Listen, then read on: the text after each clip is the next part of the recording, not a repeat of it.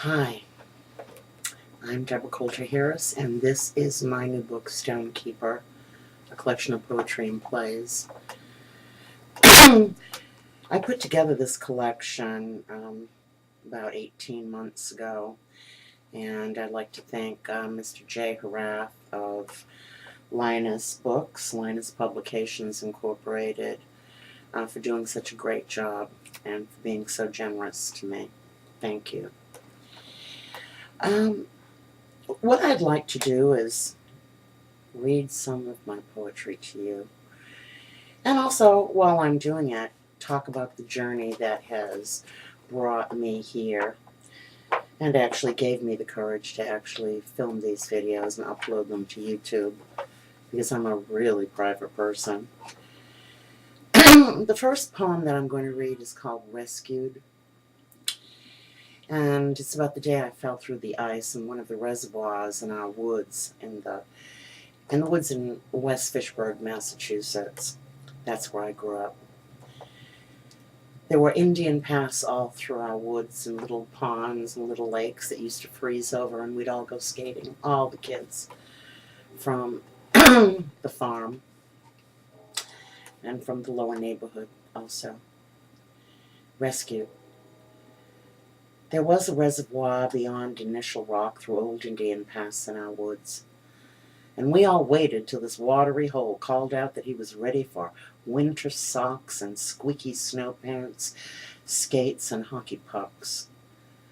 When the sun, capricious in February, had turned our playground to a slushy mush of dangerous finitude, I dared to test my weight against the strength of his inner fortitude. The ice, like a cube cracking in a glass of warm lemonade, erupted in a chilcanic seizure of mossy slime. I felt my life, ahead of its time, fade. My courageous charade doomed as my pants filled up like a water balloon.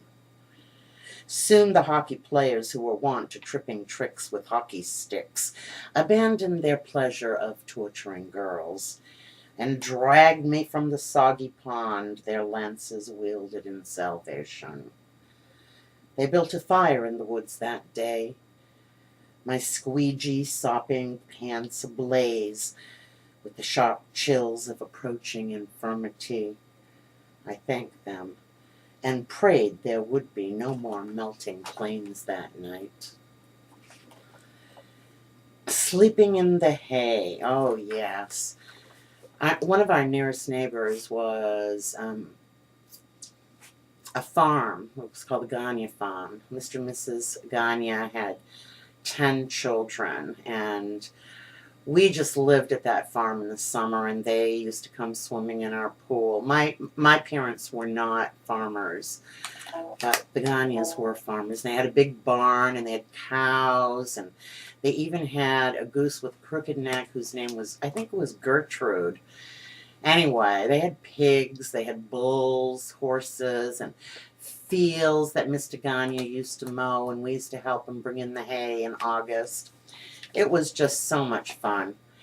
And maybe once during the summertime, Mrs. Gagne, Mr. and Mrs. Gagne would ask my mother if my sister and I could sleep in the hay in the barn with all the kids. And oh, it was so much fun. The only thing is, I have asthma, so I mean, I couldn't breathe once I was there. But I just love sleeping in the hay because Rose, who was my age, told the best stories. And we used to sneak out and raid the neighboring farmers' gardens and stuff, and they get mad. So anyway, I wrote a poem about all of this. It's called Sleeping in the Hay. I relished Rose's barn in the summer when Pam and I and the girls from the neighborhood slept in the hay on the third-story loft.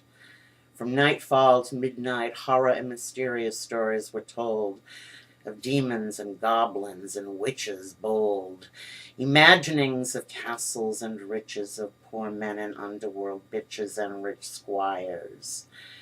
10 scary, fun thousand stories Rose had spun. And then the moon, a pregnant ball, our mother goddess called, and we made plans secretly on the underhand to raid the garden of Parisi's land. We crawled the hayfield creeping, our hair sneaking, sweeping like a wave of golden floss toward our edible Eden. Call us heathens, if you will. Our thrill was capturing his fat, sweet tomatoes and savory corn, his pink new potatoes, all newly born. Mr. Parisi was ready to kill when he heard our laughter from his kitchen sill, but we, in our haste for our post-midnight feast, had not in the giggling thought in the least that he would fire his shotgun over our heads, that one of our numbers could, in fact, be dead. And flying through briars and thorns of his roses, we winged and escaped. The goddess had read of our plight, and swiftly we headed back into the hay, our bed for the night. But not until boiling pots were filled with our pay that we retired to await a new day. Oh boy. Oh, I love this poem. This is one of my favorite poems. I wrote this a long time ago, maybe. I don't know. Time just goes by so quickly, maybe 15, 20 years ago. And it's about an experience I had actually when I was a very, very little girl. We lived way out in the woods, and at the end of our road, there was a little neighborhood, and Mary Jane was my first friend and is still my best friend to this day.